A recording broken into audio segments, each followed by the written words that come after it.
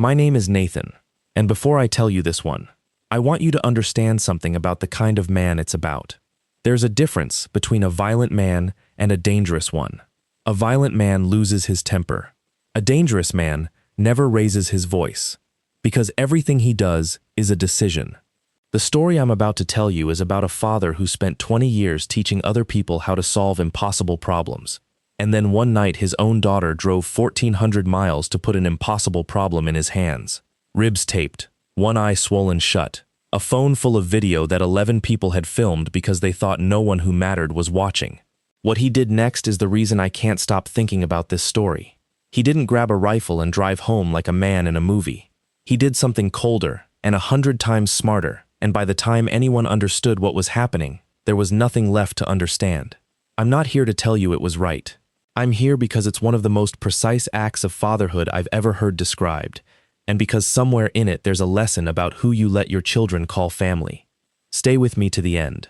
The last thing he says on the phone is the part you'll repeat to someone tomorrow. Holt Brennan trained people for a living, and he was very good at the part of it nobody puts in a brochure. On paper, the Ironwood Group ran a course in protective operations and small unit movement on a leased stretch of high desert in southern New Mexico, a place the staff just called the Range. Foreign police units sent men there. So did a few corporate security teams and the occasional government that wanted its people taught by Americans without it being an American program.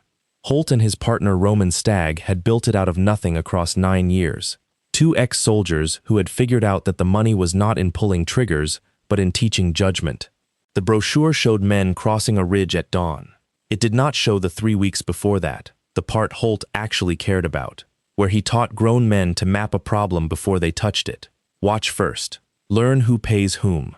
Find the seam. Never move until you can move once. He was 51, lean in the way of men who had stopped lifting for vanity a long time ago.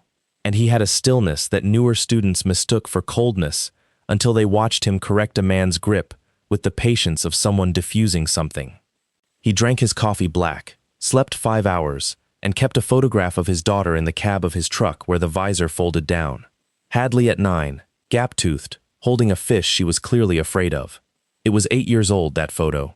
He had not been allowed to take many newer ones. That was the wound under everything, and Holt did not pretend otherwise. He and Sandra had married young and badly, 2 people who had mistaken intensity for love, and when it came apart with lawyers. Sandra had wanted a different life than the one a man like Holt could give her. She wanted noise, family, a big loud table, and she had gone looking for it in a place Holt had never trusted. She had moved back to the eastern Kentucky hollow she came from, to Cottle County, and she had married into the Garrittys. Holt had met the Garrittys exactly twice, and both times the back of his neck had gone cold the way it did before bad weather. They were a clan in the old sense, dozens of them spread across a ridge they had owned since before there were paved roads to it, and they ran on a single principle that Conway Garrity, the patriarch, liked to say out loud as if it were folk wisdom. Family handles its own. Holt had heard him say it at a barbecue, smiling, a paper plate in one hand, while 2 of his sons laughed at something that wasn't funny, and Holt had spent the rest of that visit counting exits. But the courts did not care about the back of Holt's neck. Sandra had primary custody, and the agreement gave Holt his daughter for stretches that grew shorter every year as the drive got longer, and Sandra got better at finding reasons. By the time Hadley was 17, she was, on paper, a Cottle County girl who lived on Garrity Ridge and saw her father on a screen. Holt had told himself she was safe because Sandra loved her, which was true, and because Sandra would never let anything happen to her, which turned out to be the kind of thing you can be completely wrong about while being completely sincere. He found out how wrong on a Tuesday in October, a little after 2 in the morning, when the gate sensor at the range pinged his phone and the night camera showed a car he didn't recognize stopped 50 yards short of the wire with its headlights off. Holt did not call out the guard. He went himself, because the shape of the thing was wrong. A small sedan with Kentucky plates and a cracked windshield, sitting dark and patient where a lost traveler would have honked or turned around. He came up on it from the side, the way he taught, and when the driver's door opened and a girl half fell out of it, his whole trained life dropped away from him at once, because he knew the shape of her before he could see her face.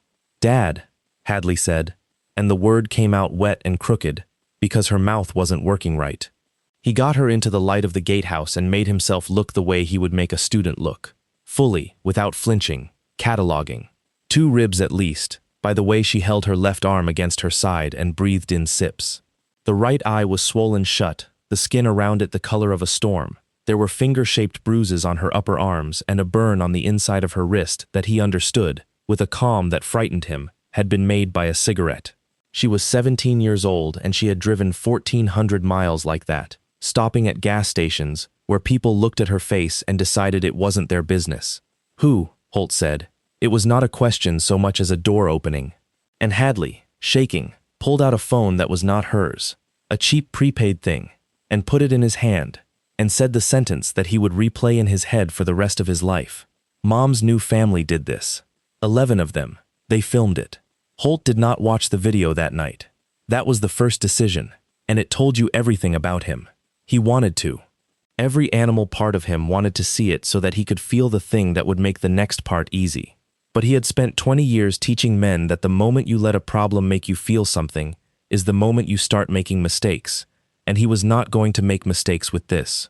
So he put the prepaid phone in a drawer, screen down, and he took his daughter to the camp medic, and he sat with her in the small infirmary while the man taped her ribs and cleaned the burn, and asked her, gently, the questions Holt couldn't trust his own voice to ask. It came out in pieces over 2 days, the way these things do. It had started, as the worst things do, as something that looked like care. Sandra's husband was Dane Garrity, Conway's 3rd son, a big soft-handed man who managed the family's legitimate face, a few rental properties, a towing yard, a thing they called a wilderness program for troubled teens that the county sent kids to and paid for. Dane was not the danger. Dane was the smile on the front of the danger. The danger was his older brother Brett, who ran what the Garritys actually made their money on, the part that did not go in any ledger.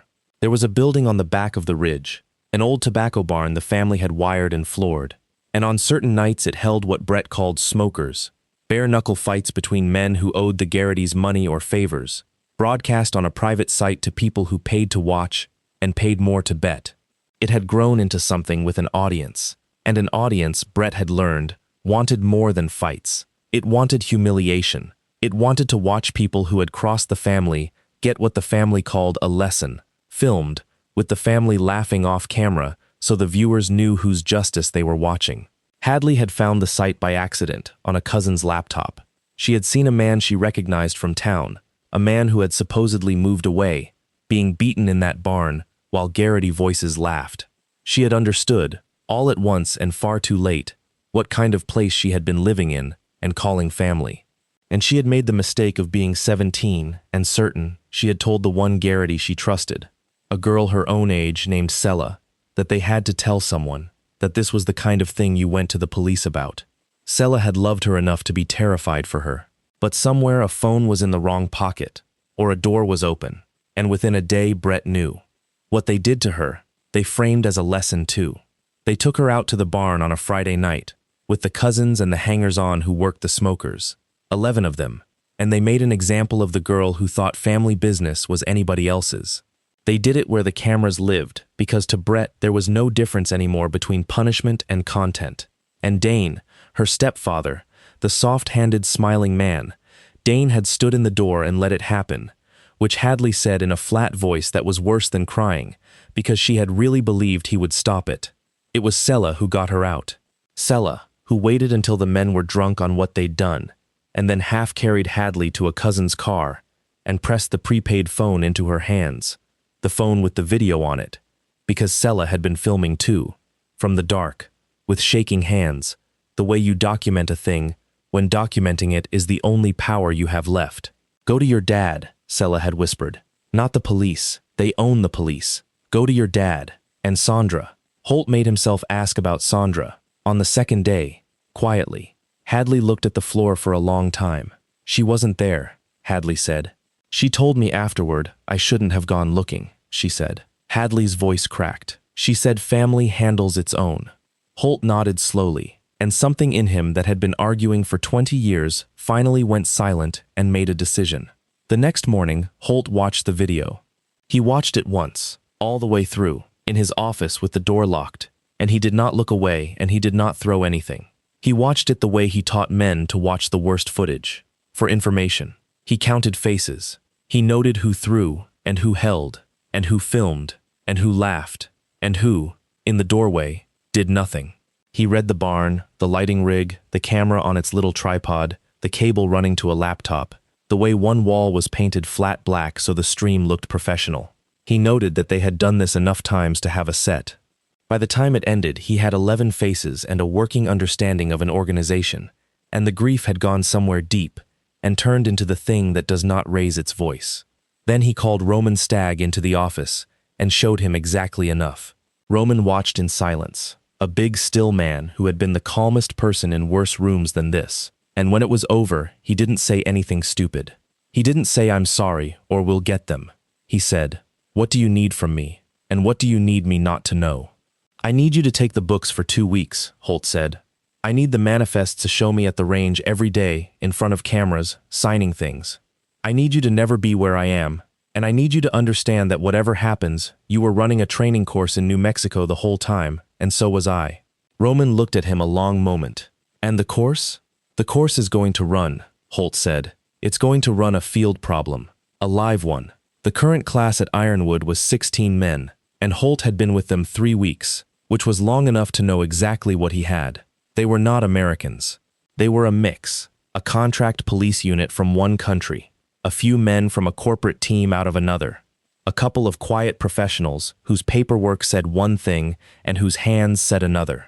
They would be in his country for 9 more days, and then they would scatter back across 3 continents and several jurisdictions, leaving behind nothing but visa stamps and a certificate.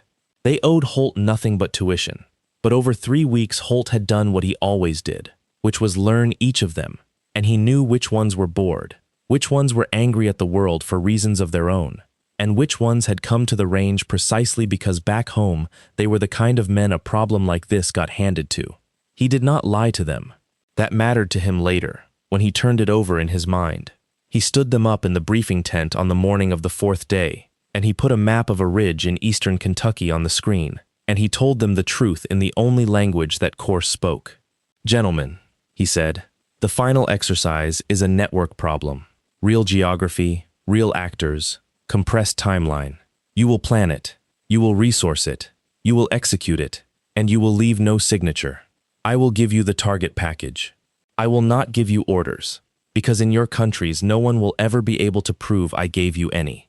You are professionals at the end of a course, doing what professionals do." He paused. "I'll tell you what it is. It's personal. The package is the people who did this to my daughter." He put one photograph on the screen then, not the video, just Hadley's face from the infirmary, because he had learned that men will do for a real face what they will never do for an idea, and he let it sit there. "Who wants a field exercise?" he said. Every hand in the tent went up. What Holt built over the next 2 days was not a plan to hurt 11 people. Hurting 11 people was easy and stupid and would have ended with him in a cell and the Garrity's as martyrs in a place that already loved them. What Holt built was a plan to take an organization apart in the order that made it collapse, and the genius of it, the thing I keep coming back to, was that almost none of it required laying a hand on anyone. He started as he always taught, with money and fear, because those are the 2 ropes that hold a thing like the Garrity's together. The smokers ran on a private streaming site, and a private streaming site runs on money moving quietly, and money moving quietly is the most fragile thing in the world the instant someone decides to look at it. Holt's class had 2 men who understood networks the way Holt understood ridgelines.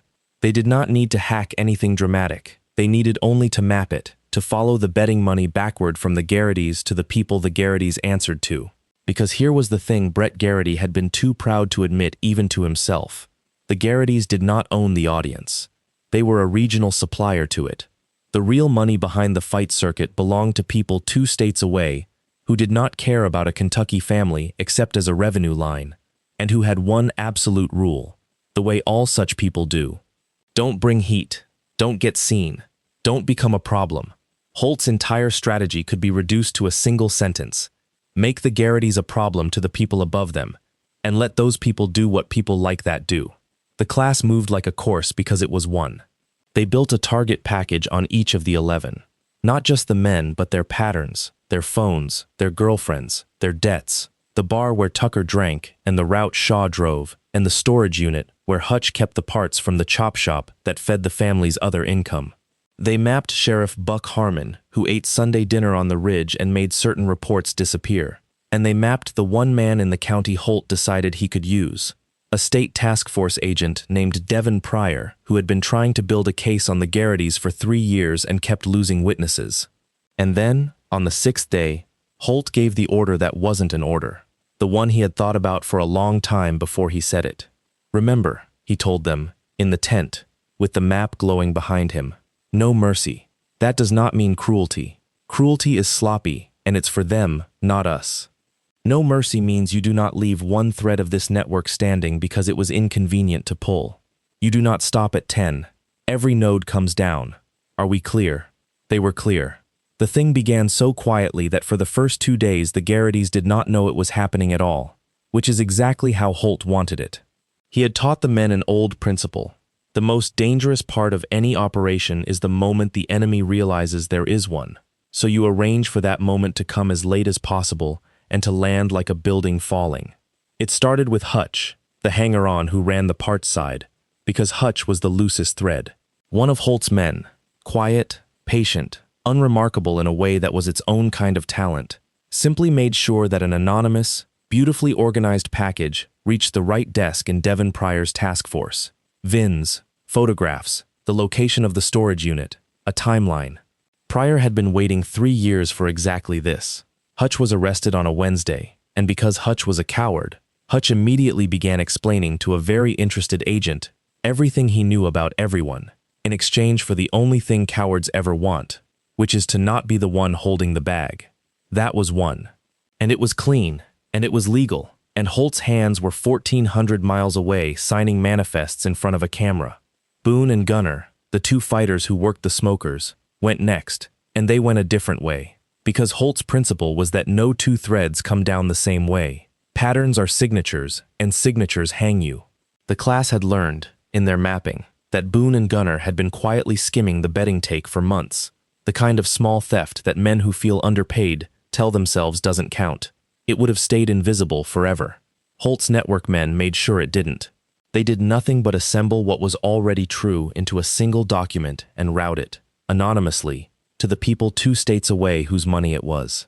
Holt did not have to imagine what those people would do. He had spent his life around the consequences of that kind of attention. Boone and Gunner missed a fight night, and then they missed work, and then their phones went to voicemail, and Cottle County simply never saw them again. The Garrity's assumed they had run. In a sense they had. That was 3 and 4, and Holt's men never touched them. They had only handed 2 thieves to the people they were stealing from, and let arithmetic finish the sentence. By the time Brett Garrity understood that something was wrong, 3 of his 11 were gone, and he could not see a single hand that had done it, and that is the precise condition under which strong men begin to destroy themselves. This is the part Holt had been most patient about, the part he had explained to the class as the real lesson of the whole exercise. You do not have to defeat an organization. You have to make it stop trusting itself. A clan runs on the certainty that family handles its own. Crack the certainty and the family does your work for you. So the class fed the crack. A phone that Merle thought was secure turned out to have been saying things. A few messages, surfaced and placed where Brett would find them, suggesting Merle had been the one who talked to the agent who took Hutch. They were not real, exactly, but they were built from real things, which is the only kind of lie that holds. Brett, who had not slept in days, and who had built his whole life on the idea that loyalty could be enforced, did what frightened men in charge of frightened men always do. He turned on his own. Merle ran in the night before Brett could decide what to do about him, and never came back, and that was 5, and it cost Holt's men nothing but the truth, lightly rearranged. Dax went to the law, which surprised even Holt. Dax was younger, and he had watched 3 cousins vanish, and he had done the math that family loyalty had never let him do before. And one morning he simply drove to Devin Pryor's office and asked what it would take to not be a Garrity anymore. Pryor, who was having the best month of his career and did not entirely understand why, took the statement. 6. Tucker and Shaw, Holt handled, and I use that word carefully, because of all 11 these were the 2 he allowed his men to put hands on, and even then it was not what you are imagining. Tucker and Shaw were the two who had thrown the hardest in the barn, the two whose faces Holt had counted first. The class took them on the same night, 8 hours apart, 2 states apart from Holt, and what happened to them happened with the cold economy of professionals and without a single word that could ever be traced to a man in New Mexico. They were simply, suddenly, no longer anywhere. 7 and 8. Holt did not ask for details, and his men did not offer them, and the only thing he ever said about it, much later, was that they had earned every minute of whatever it had been, and that he had slept fine. That left the family. That left Dane, and Sandra's silence, and Conway at the top of the ridge saying his sentence to a shrinking table. Reese Garrity was the one who had held the phone. She was the one who had filmed Hadley and laughed, and Holt had gone back and forth about Reese for 2 days, because Reese was not a fighter or an enforcer. Reese was a 23-year-old woman who had grown up believing that the camera made her safe, that being the one who recorded meant you were never the one it happened to. Holt decided, in the end, that this was its own kind of guilt and required its own kind of answer. So he gave the video to the world. Not all of it. Never Hadley, never his daughter's face or pain put out for strangers. He would have died first. But the rest of it, the smokers. The man from town being beaten while Garrity voices laughed. The set, the rig, the laptop, the unmistakable architecture of a family that filmed its cruelty for money. It went, carefully laundered through enough hands that it could never be traced, to 3 journalists and 1 federal mailbox at once. And it went, specifically and cruelly, with Reese's laughing face unblurred in the corner of one clip, because Holt had decided that the person who lived by being the one behind the camera should learn what it was to be the one in front of it. Reese was not arrested. Reese simply discovered that there is no ridge high enough to hide on once the whole country has seen your face and decided what it thinks of it. She left Cottle County the way the others had, only she left in daylight with reporters following, and that was 9, and Holt had not touched her either. The story broke on a Thursday. By Friday, the wilderness program was suspended, and the county was pretending it had never sent a single child there. By Saturday, Devin Pryor, armed with Hutch's mouth and Dax's statement and a tidal wave of public footage, had warrants for the barn and the books and most of Garrity Ridge. And Dane, soft-handed, smiling Dane, who had stood in the doorway and done nothing. Dane was arrested on his own porch on a Sunday morning, in front of the family, for a list of things that started with the wilderness program fraud and got worse from there, while Sheriff Buck Harmon, who could no longer afford to be anyone's Sunday guest, stood in the yard and let it happen. 10. The law took Dane, which was, Holt thought, exactly right, because Dane's whole sin had been letting the law of his family stand in for the law, and now he would have a long time to learn the difference. That left Conway Garrity, the patriarch, the man at the top of the ridge who had said family handles its own as if it were a blessing, and Holt had saved him for last on purpose, because Conway was the head, and the head comes off last so it can watch. Conway did not run, and Conway was not handed to anyone. Conway was simply, at the end of it, a very old man sitting alone in a big house on a ridge that the state was carving up around him, with 2 sons gone to the dark and 1 son in a cell, and a daughter-in-law who would not look at him, and a county that suddenly remembered all the things it had pretended not to know for 40 years. His money was frozen. His sheriff was gone. His audience 2 states away had quietly erased him from their books the moment he became heat.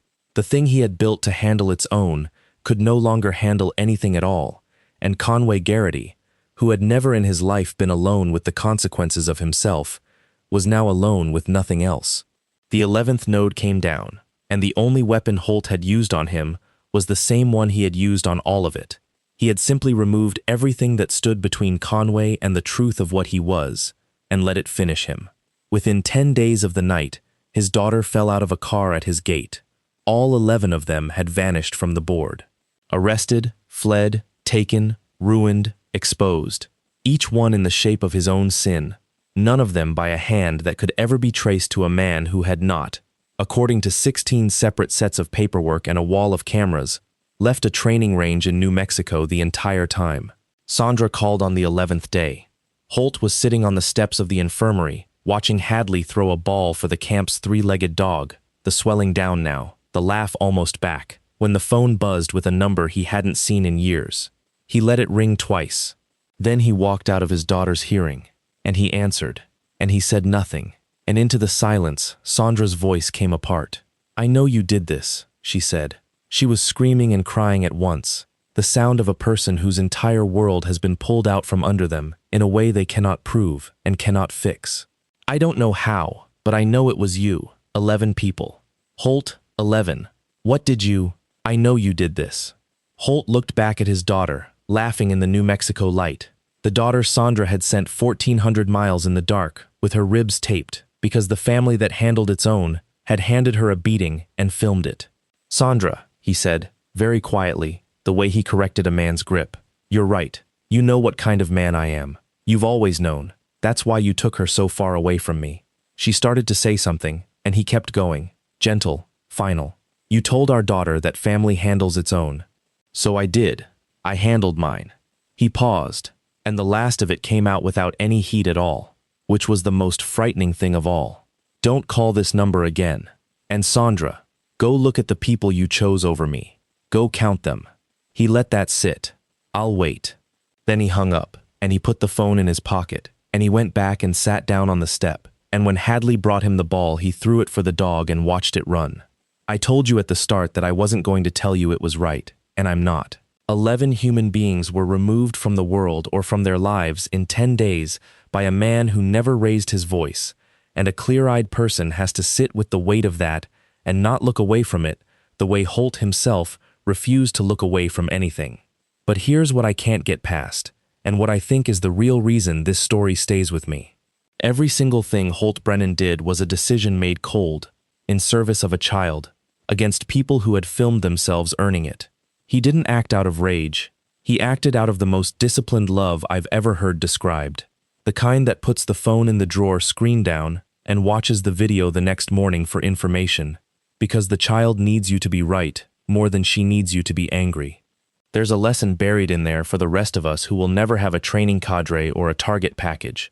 The temptation, when someone hurts the people we love, is to become loud and sloppy and satisfying.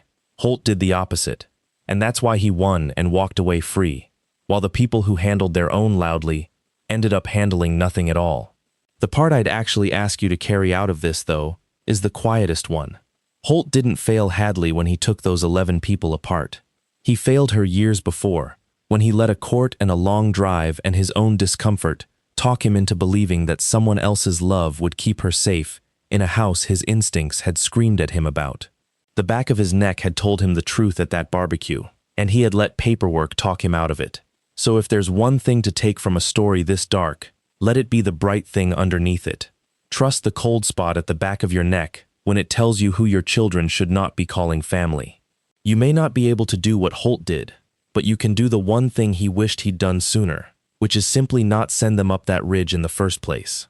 I'm Nathan. Hold the people you love close, watch who you hand them to, and I'll see you in the next one.